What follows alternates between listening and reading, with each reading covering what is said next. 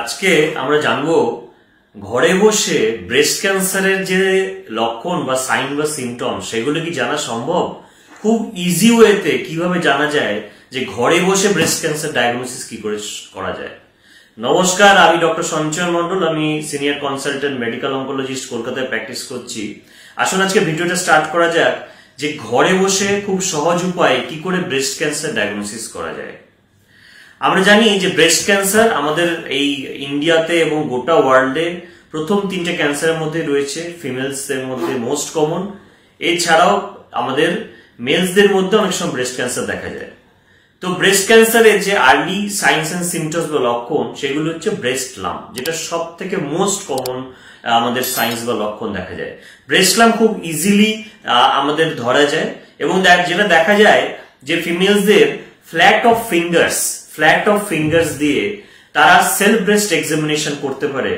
তারা নিজেরা যখন বসে থাকছে অবসর টাইমে বা যখন স্নান করছে সেই সময় তারা সব কটা কোয়াড্রেন্টস অফ ব্রেস্টের আমরা জেনারেলি পাঁচটা কোয়াড্রেন্টসে ভাগ করে থাকি। যেমন হচ্ছে upper outer quadrants, upper inner quadrants, lower outer quadrants, lower inner quadrants এবং নিপিল এবং অ্যারোয়ালার এরিয়া। এই পাঁচটা কোয়াড্রেন্টস এর মধ্যে যদি কোনো লাম্প বা সোয়েলিং ডেভেলপ করে তাহলে সেক্ষেত্রে অনেক সময় দেখা যায় যে এই ফ্ল্যাট অফ ফিঙ্গার্স দিয়ে ফিমেলসরা খুব ইজিলি কিন্তু ব্রেস্ট লাম্পের কোথায় লোকেশন হয়েছে এবং সেটা কতটা বড় হচ্ছে দ্রুততার সাথে সেই জিনিসটা ধরতে পারে।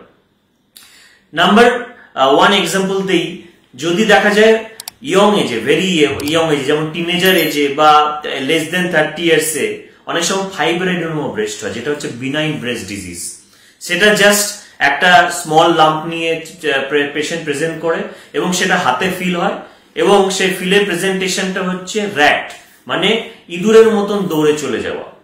তার ফলে ইট ইজ এ মোবাইল মাস এবং সেটা সফট কনসিস্টেন্সিতে হয়, নরম হয়, সফট কনসিস্টেন্সি। এটা হচ্ছে benign mass. whereas compared to breast cancer, যদি ম্যালিগন্যান্ট ব্রেস্ট ক্যান্সার হয় বা লাম্প হয় সেটা কিন্তু ফিলিং ওয়াইজ কিন্তু ফার্ম হয়, হার্ড হয়, ইরেগুলার সারফেস হয় এবং অনেক সময় দেখা যায় যে ব্রেস্ট ক্যান্সারের যে সাইজটা হয়তো 6 মাস আগে 1 বা 2 সেন্টিমিটার ছিল, হয়তো 3-4 মাসের মধ্যে বেড়ে কিন্তু সেটা 4 থেকে 6 সেন্টিমিটার বা 7 সেন্টিমিটার হয়ে গেল এবং এই দ্রুততার সাথে যে বাড়ছে সেটা কিন্তু এই ফ্ল্যাট অফ ফিঙ্গার্স দিয়ে খুব ইজিলি প্যালপেট করা, যেটা মেডিকেল টার্মে বলা যায়, বা টিপে যেটা ফিল করা ফিমেলসটা সেটা কিন্তু ইজিলি করতে পারে। এছাড়া আর কি হতে পারে, আরেকটা হচ্ছে যে অ্যাক্সিলারি লিম্ফ নোড বা আর্মপিট সোয়েলিং। বগলে যদি কোনো লিম্ফ নোড সোয়েলিং থাকে, খুব বড় যদি হয়, খুব দ্রুততার সাথে 3-4 মাসের মধ্যে হয়তো দেখা গেল 2 সেন্টিমিটারের একটা ছোট সোয়েলিং, সেটা কিন্তু 6 সেন্টিমিটার বা 8 সেন্টিমিটার হয়ে গেল। এরকম যদি বড় কিছু দেখা যায় ফিল করছে আর্মপিটে, তাহলেও কিন্তু সন্দেহজনক একটা পরিস্থিতি আসতে পারে এবং সত্তর মেডিকেল অনকোলজিস্টদের সাথে অবশ্যই দেখা করা উচিত। এছাড়া বেশ কিছু আর্লি সাইন্স দেখা যেতে পারে, যেমন কিছু পেশেন্টের লোকালি অ্যাডভান্স ব্রেস্ট ক্যান্সার হয়, তাদের ক্ষেত্রে দেখা যায় শুধু লাম্প ছাড়াও স্কিন চেঞ্জেস থাকে। নর্মালি আমাদের ব্রেস্টের যে স্কিন গুলো রয়েছে নর্মাল, তাতে যে হেয়ার ফলিকলস গুলো রয়েছে দেখা যায়, যদি দেখা যায় ব্রেস্টের লাম্পের সাইজ বাড়ছে, স্কিনের ডিম্পলিং হয়, যেটাকে আমরা পাউডি অরেঞ্জ অ্যাপিয়ারেন্স বলি, বা আমরা যে কমলা লেবুর খোসা যেখানে প্রমিনেন্ট যে ডিপিংস রয়েছে, স্কিনের ডিপিংস যেগুলো রয়েছে, স্কিন ডিম্পলিং, সেগুলো কিন্তু ব্রেস্টের স্কিনটা চেঞ্জেস হয়ে যাচ্ছে।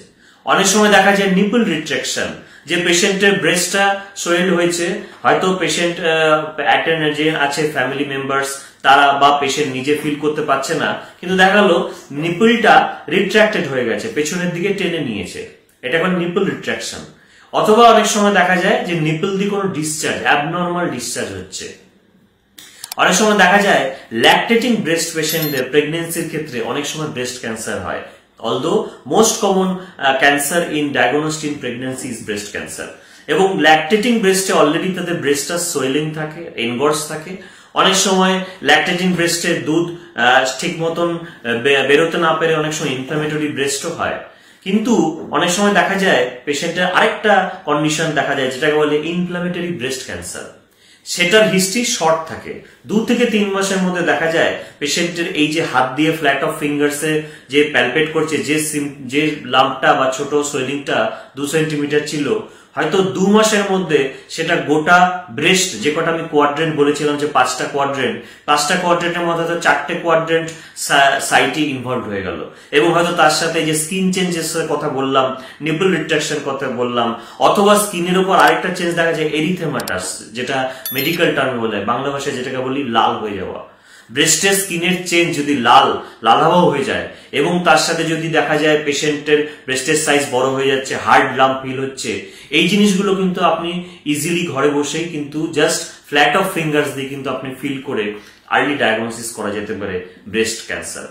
এবং আমরা ইজিলি ডায়াগনোসিস করতে পারি যে জিনিস সফট, মোবাইল, ইয়ং এজে হচ্ছে, সেক্ষেত্রে বিনাইনের চান্স হওয়া বেশি, এবং যে ক্ষেত্রে হচ্ছে হার্ড, যেটা হচ্ছে লাম্প হচ্ছে এবং সেটা তাড়াতাড়ি ডেভেলপ করছে 3 থেকে 4 মাসের মধ্যে, ইরেগুলার সারফেস, সাইজে বড় হয়ে যাচ্ছে, এবং তার সাথে কোনো একটা স্পেসিফিক কোয়াড্রেন্ট ছাড়াও আরো যে 4টে কোয়াড্রেন্টের কথা বললাম, টোটাল 5টা কোয়াড্রেন্ট, তাতে ডিফিউজ হয়ে সোয়েলিং হয়ে যাচ্ছে। এবং তখন যদি এরকম মনে হয়, ইমিডিয়েটলি ডাক্তারদের পরামর্শ নিন, স্পেশালি মেডিকেল অনকোলজিস্টদের, যাতে আমরা আর্লি ডায়াগনোসিস করতে পারি এবং তার ট্রিটমেন্টটা খুব সত্বর স্টার্ট করতে পারি। আজকের জন্য নমস্কার, এইটুকুনি রাখছি। যদি কোনো কমেন্ট বা কিছু থাকে নিচের সেকশনে নিশ্চয়ই জানাবেন, বা আমাকে ডাইরেক্ট আমার সাথে অ্যাপ্রোচ করবেন। আর কোনো রকম হেল্প চাইলে ডেফিনেটলি বলবেন, আমরা সব রকম ভাবেই হেল্প করতে রাজি আছি। আজকের জন্য এইটুকুনি। ভালো থাকবেন, সুস্থ থাকবেন।